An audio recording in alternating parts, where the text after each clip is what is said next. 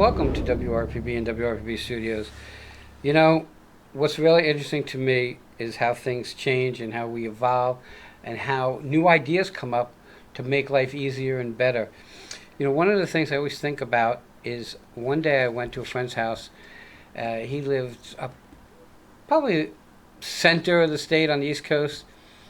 And I was at his house, and he's on a little canal, and he takes me into the shed, and in the shed is this thing on the wall, and this goes back probably 20 years, 15, 20 years, and he says, Wayne, this is the greatest thing, and my friend gave it to me and installed it.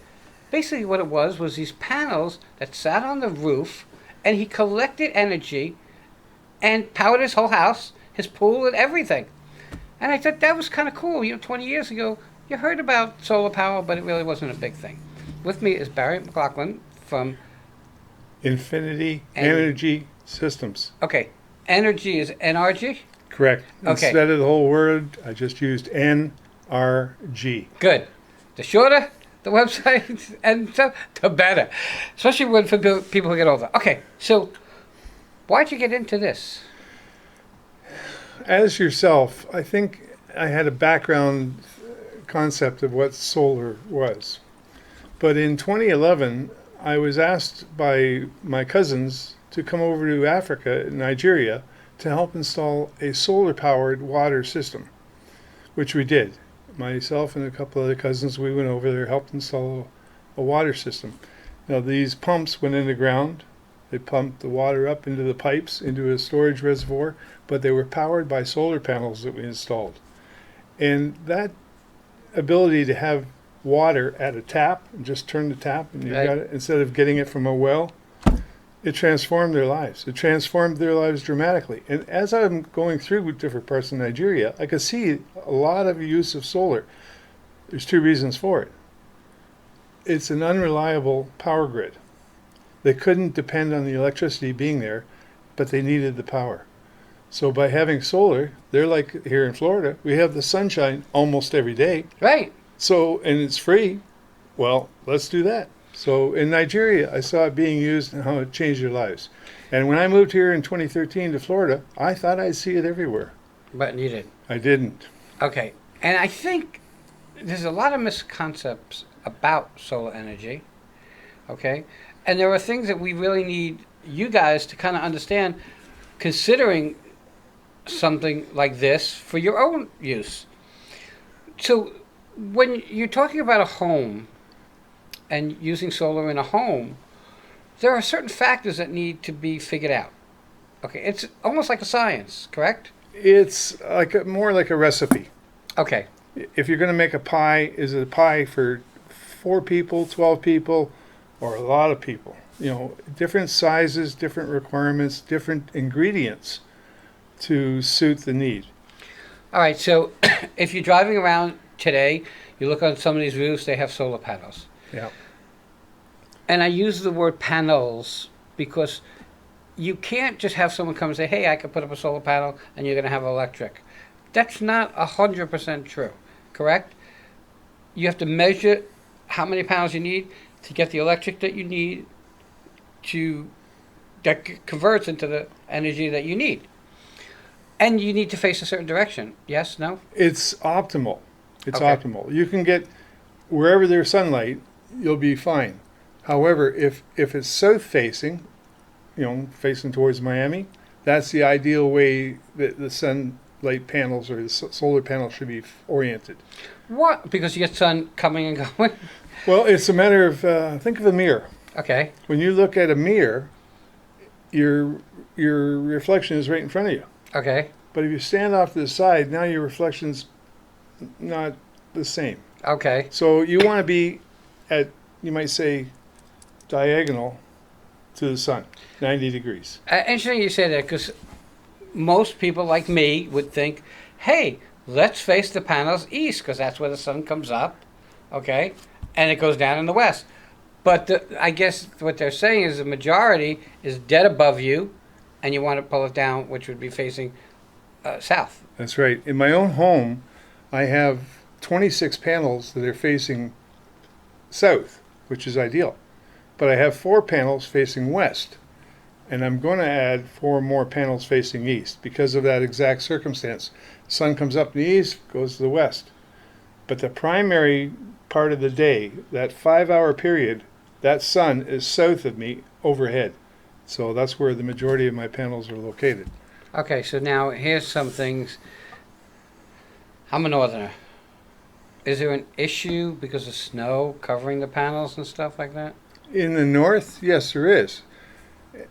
And it's a northern issue. It's not a... Okay, so here in the south, we don't have snow. We don't have those issues to worry about. Okay, how are they? I mean, this one behind us, if you can see it right here. How are they designed? And maybe I'm using the wrong word. To know how much power it'll be able to generate or to give you. How do we figure that out? It's it's gotten very simple. What happens is on the back of this panel is a label. That label will tell you the voltage and the amperage and the wattage. Now those figures are also under ideal test conditions. Right. So let's say you put that up on the roof, you no longer have ideal test conditions. What you have are real life conditions, so it's going to diminish it. Things like dust on the panel, that'll diminish it. So let's pretend you had a panel that was rated at 350 watts in an ideal factory condition. But in reality, you're only going to get maybe 300 or 325 actual watts in practice from it. Okay, so I have a house, let's say, it's 3 bedrooms. I have a southern facing roof. How do I know how many panels I need on that roof? Right. Again, it's like the ingredients I talked about for a recipe. You'll know how many panels or what the capability is of each panel, and you add that all up, and that'll tell you how many panels you need for a certain demand of power. Okay, so if you're going to do air conditioning, you need more. Yeah, and this is where we kind of work backwards. The first thing you have to do is you have to identify what your demand is going to be, what your load is going to be. In other words, do I need my whole home air conditioner? Maybe. Do I need all of my lights in every room? Maybe. Do I need my kitchen for my refrigerator? Yes. Do I want my lights in my master bedroom? Probably, yes, because you don't want to trip at night going to the bathroom. That's true. So you have to identify what are your critical needs and what are nice to have. But once we know what your critical needs are, then we can define what size system you need. Do most people take a system that's going to cover everything? If you're going to do it already, my philosophy is, and you're in my studio, and you understand that when you come here, we believe in doing it and doing it right. We have an amazing studio. Could I have one camera? Yeah, I did for years because I was poor. But that's a whole other story. But the equipment, okay, I keep growing the equipment to meet the needs of people like you and other people. So if you say to me, all right, so we're going to put up a panel that's going to take care of your refrigerator, your lights, let's just say those things. And then 6 months later I say, what am I doing? I might as well get more. Can I just continue to add? Probably is Okay. the answer. Okay. However, it all depends on how you originally design it. If you design that in the beginning that you're going to grow or you're going to expand, then yes. But it has to be planned for in the beginning. Okay, because placement, I guess, would be a big Placement thing. is one thing, but on top of that too, the solar panels, they create the electricity, but then that has to be converted from what we call DC electric, much as in your battery, and it has to be converted to AC electric. So that process of conversion happens in a inverter. Something like just sitting in front of you? Something like this. That's right. What's sitting here is a battery and an inverter and a controller. Okay. So this is an all-in-one power station. So this feeds into there. Correct. This Then- generates the power Okay. that goes into the station, That charges the batteries. that charges the batteries, Okay. that enables you to use the electricity from it. Okay. So I'm guessing that they come in also in different sizes. Exactly, just like this. That's a solar panel there behind us. And here's another one. Okay, so I'm going to guess that this is good for powering your cell phone. A laptop, A a laptop. tablet, a cell phone. Okay, and it's portable, so you can just use Right. it. This is a recreational one. You know, let's say you like to go to the beach, and you want to work on your computer, or you're checking your stocks, or who knows what, but your laptop's using up the power. While you're at the beach, you got the sunlight. You just open this up, plug it in, and you can power up your laptop with the right connectors, adapters, or a charging station. Oh, you're not going to the beach and carrying that. I can just tell you that. Okay. Again, these come in different sizes. I looked for the other one. I had the smaller. It was the size of a brick. Right. And so you can get a small one, you can get a bigger one, you can get much bigger than this. Right. And that's where we determine what are your true requirements. What are you trying to accomplish? How much power do you need? Then we can backstep what you Which makes a lot of sense, because you're not going to want to get that one and then with the mindset that, you know what, in 3 months I want to power my whole house. Okay, and I don't know the size of that one, but I'm just saying. This could power our refrigerator for, this particular one, we might do it 4 to 6 hours. Well, would it continue on as long as the sun is out there? Yes, Okay. but you're going to deplete the battery. I'm talking at night, Okay. after the sun's gone down.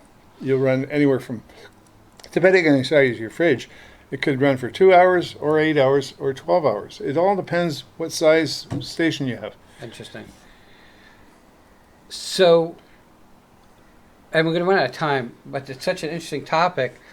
So I call you, you come to my house, we decide what I want to do, and we decide the time frame that I want to do it, meaning that, you know what, I want to power this, and this now, but I'm going to want to really grow into it, so we're going to set up for that. And I'm going to guess that if I'm going to grow into it, I'm not going to spend $1 for that one, knowing I'm going to have to spend $5 later on. I'll buy the $5 one now, and then add the panels later. Yeah. I think that's the way it kind of works. So, because we only have some room on the set, sitting over there is another solar panel, and it looks almost like a cardboard sign. Yeah. What's the difference between this one and that one? Yeah. I'm glad you asked it. The reason why that panel over there and this panel, they're so different, is the fact this one here has a frame. It's a glass front and an aluminum frame on the outside. And this is where you'd use it in a fixed site installation.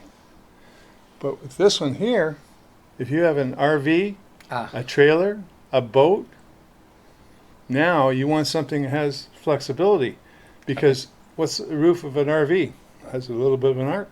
Right. Same on a boat. So you want to have a different panel for different needs and different requirements depending on your application. What I do, and part of my philosophy is the fact that a lot of people, and I deal a lot more with the mobile or recreational market, is the fact that, let's say they purchased one of these from me today, and down the road they want something different. I'll help them to trade it in or recycle it. Okay. So you don't get locked. I don't like to lock people in. And the other thing too, I'm going to help them decide what they want up front and down the road. Right. So I work a lot with customers regarding consulting. You know, if you want to get solar on your roof or you want battery power, you can get all that from a installation company, and you might go and get multiple quotes, but you'll get 3 or 4 or 5 different quotes, all for the same property, and they're going to be wide ranging. Wow. Because each vendor wants to sell his solution and his cookie cutter solution, but you might need a custom solution. I get that all the time. I have someone who we just filmed, and she came here because she went with another company, and they wanted ABC. Well, this other company gave them CDF. They couldn't tell them but that's not what I want. So they came here and they sat with actually Angel, who's working the controls now, and we did this 7-second video, and it's exactly what they wanted, and they're thrilled. because it wasn't cookie cutter. Like when someone says, "Hey, I want to do this. How much is it?" I can't tell you. I need to know all the parts to be able to put it together.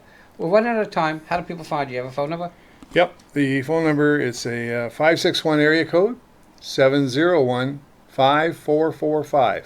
And a website. The website is InfinityNRG Systems.com. So Infinity is spelled out. It's NRG, not energy. NRG Systems.com. I got to tell you, I think it's, and I've always been a head thinker. I had the first video store in Brooklyn, okay? I had the first internet radio station, the first internet TV station. It's so cool to deal with somebody who's one step ahead and knows what the future's about to bring. And that's what you do. Check them out, and always, always use a professional. Don't go online and buy some panels and think that you're going to put them up and it's going to work right. Because it's going to cost you 3 times as much money, and you're going to have 3 times as much aggravation. I want to thank you for coming on. Thank you for inviting me. Everybody, have a great day, and we'll be right back.